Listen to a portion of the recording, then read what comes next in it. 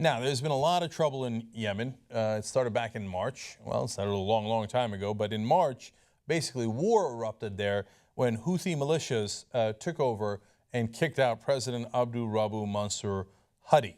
And since then, Saudi Arabia and some of the other Arab states in the neighborhood have been on the counterattack. Now, the reason they're worried about this is the Houthi are largely Shiite, and Saudi Arabia, which is a neighboring country, is Sunni, or at least their leaders are Sunni. Their population is largely Sunni as well, some Shia, obviously. But the Sunni leaders do not like Shiite rebellions anywhere near them, and Yemen has a very large border with Saudi Arabia.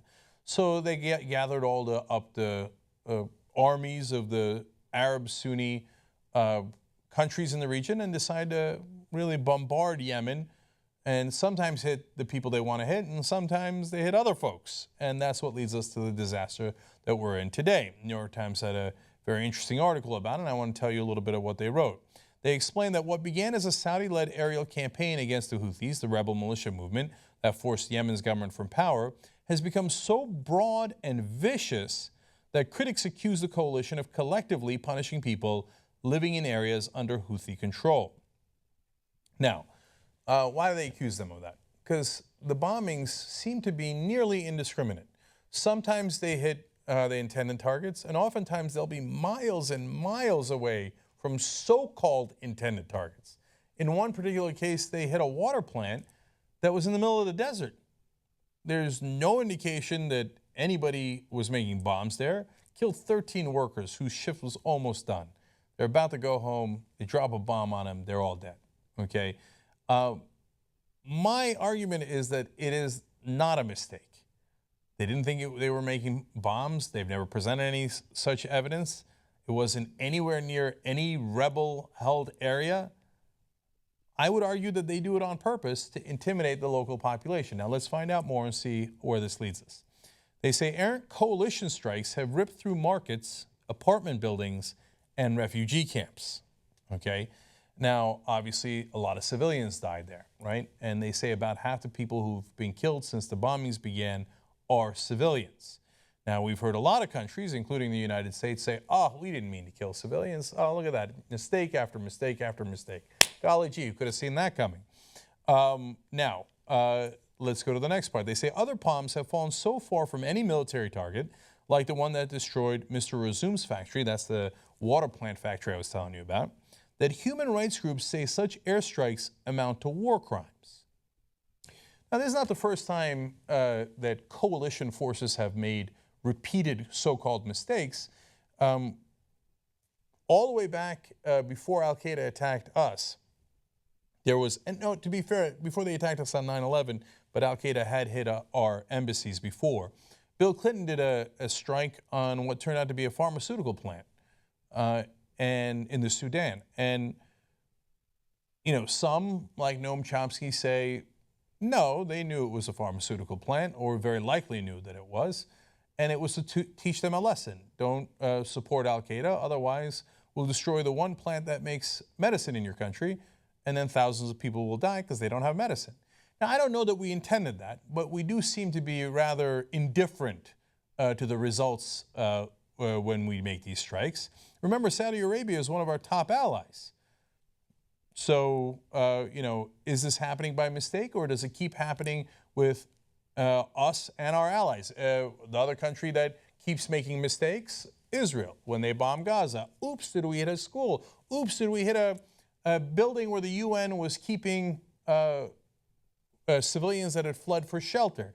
Oops, did we hit a beach with 4 young Palestinians there that were nowhere near any militia, any terrorists, any Hamas? A lot of whoopsie-doopsies with our allies. So I think Saudi Arabia is even more brazen because not a lot of people are asking questions and they don't give a damn. So Israel has to answer the world community oftentimes. We have to answer the world community. Saudi Arabia, not so often. So all of a sudden, there's more and more mistakes.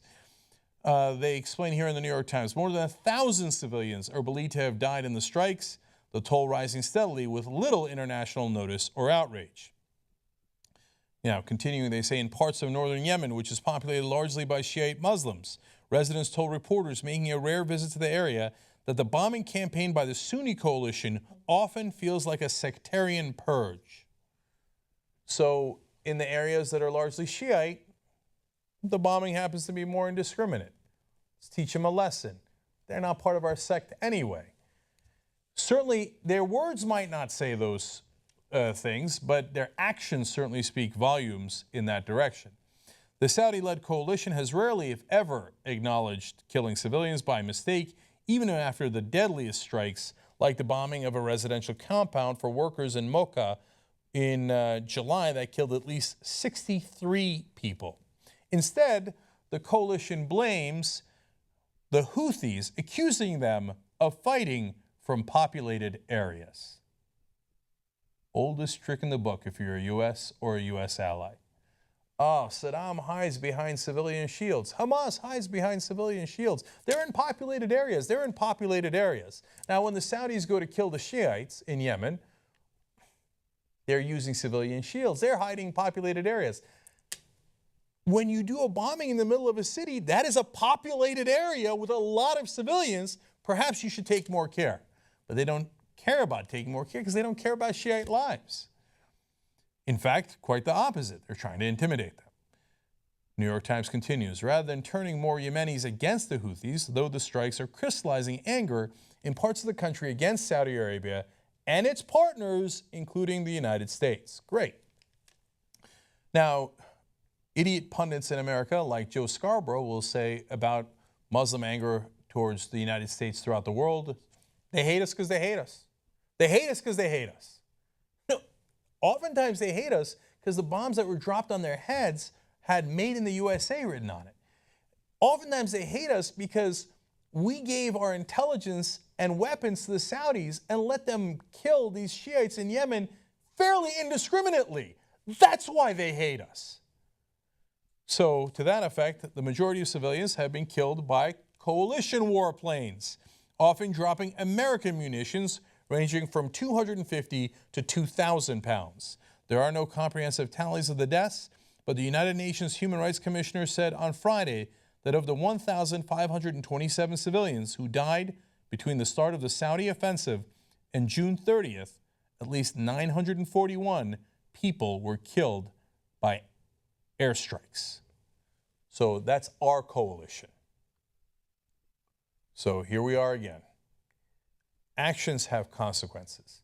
And unfortunately, the knuckleheads who are oftentimes in our military and certainly in our allies' militaries believe that they have a hammer and everything is a nail. The only solution is the hammer. We'll show them, we'll bomb them, and we'll scare them and we'll intimidate them. Has that ever worked? We did that in Iraq, and what rose up? ISIS rose up. Israel's been doing it in the case of Gaza and all the different incursions, let alone all the wars. I'm not talking about who started the wars. That's an endless debate. But within the latest incursions, oh, we'll show them, right? They'll know not to fire those rockets anymore. And guess what happens? Every couple of years, they fire the rockets anyway. Do you have peace? No, you don't have peace. You didn't show them. What you did was you angered them and turned it into a perpetual war. And in this case, you think the Saudis are going to show the Shiites in Yemen, and the Shiites who hate the Sunnis are going to be like, oh, they showed us. Okay, whoa, that was just enough violence. That's it. We'll bow our heads, and we won't counter you at all, and we won't react with equal and opposite violence. No, of course, this hammer will lead to an endless cycle of violence, where the fundamentalists will win, where the military contractors will win, and all of the rest of us will lose. That's what's happening right now. That's the reality. Young Turks.